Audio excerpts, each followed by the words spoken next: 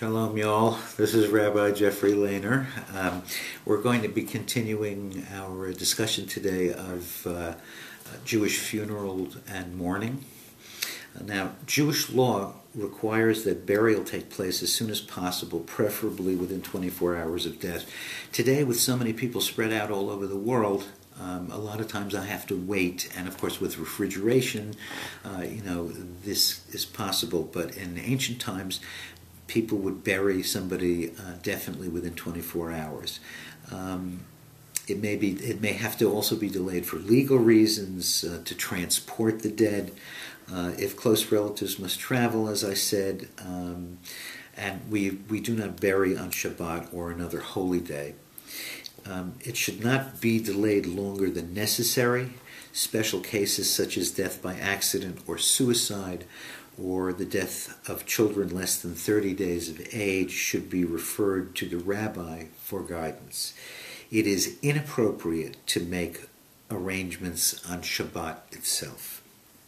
Jewish tradition requires that the deceased not be left alone prior to burial. A lot of times they will have a shomer, someone who sits and reads the Psalms. And this also goes back to ancient times because people would steal bodies then, and that's why you would have a shomer, somebody to watch over.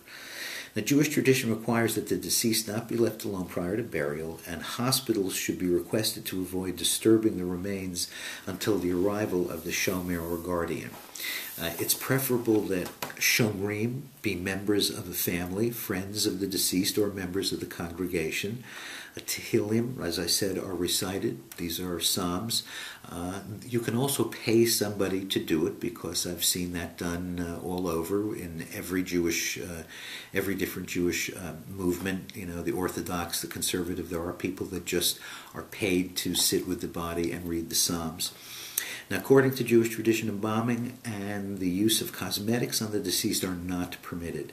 Embalming is not permitted unless required by civil law, and civil law will trump rabbinic law, because we have to live in a civil society. We're living in a civilian society here. Cremation is against Jewish tradition, and the family of the deceased should be advised by the rabbi. Many people today are doing that because of the expense. They do not want to leave the kind of burden of a $15,000 funeral on their family. And cremation, I will also tell you, is after the Holocaust. It was considered, it was very difficult, because you have that whole generation of survivors who saw those things going on. But you have to, part of the reason that Judaism, and we are still here, is because Judaism is a religion that exists in the real world, and it always adapts and adopts to what is going on. Should a family ignore the rabbi's advice against cremation, the rabbi may still choose to officiate the funeral parlor before the body is cremated. This again depends on your rabbi. Ashes should be interred in a Jewish cemetery, but the interment should be private without the presence of a rabbi. These are all traditional things. Okay, each rabbi, will differ in their interpretation of what you can and can't do.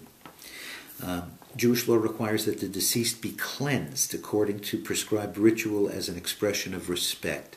A group of specially trained persons called a Chevra Kadisha, I mentioned that before, a holy society, or a Jewish funeral director should perform the mitzvah. Jewish law prescribes burial in a plain white shroud, tachrichin. This is to level things. That's why at a Jewish wedding, you're not supposed to have any stones in the band. It's supposed to be leveling. In addition, a Jewish male is customarily buried wearing a kippah and his own talit. And of course, they make the talit pasul. They make it not usable by cutting off one of the fringes.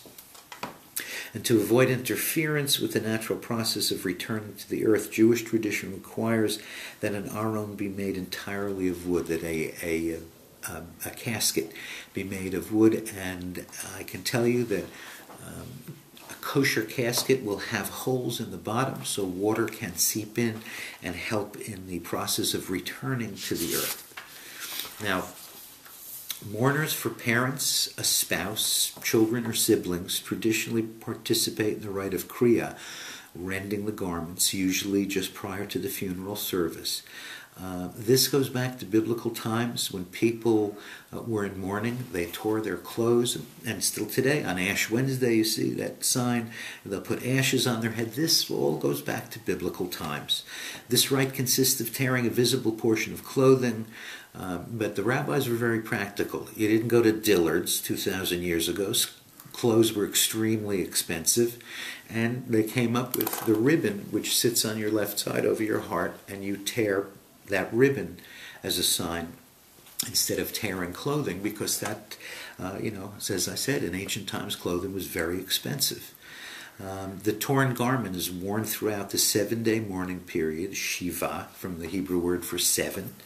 In many communities, the mourner wears a black ribbon, and the tearing for parents is on the left side of the heart, and for all other relatives on the right side. Funeral services may be held in the synagogue, in a funeral home, or at graveside.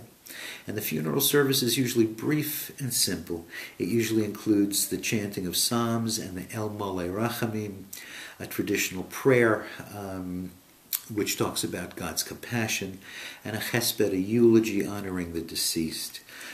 Often the psalms and El Mole Rachamim are chanted by the cantor, the one who does the musical part. In traditional practice, the casket is lowered into the earth and the grave is filled using a shovel until a mound is formed over the casket.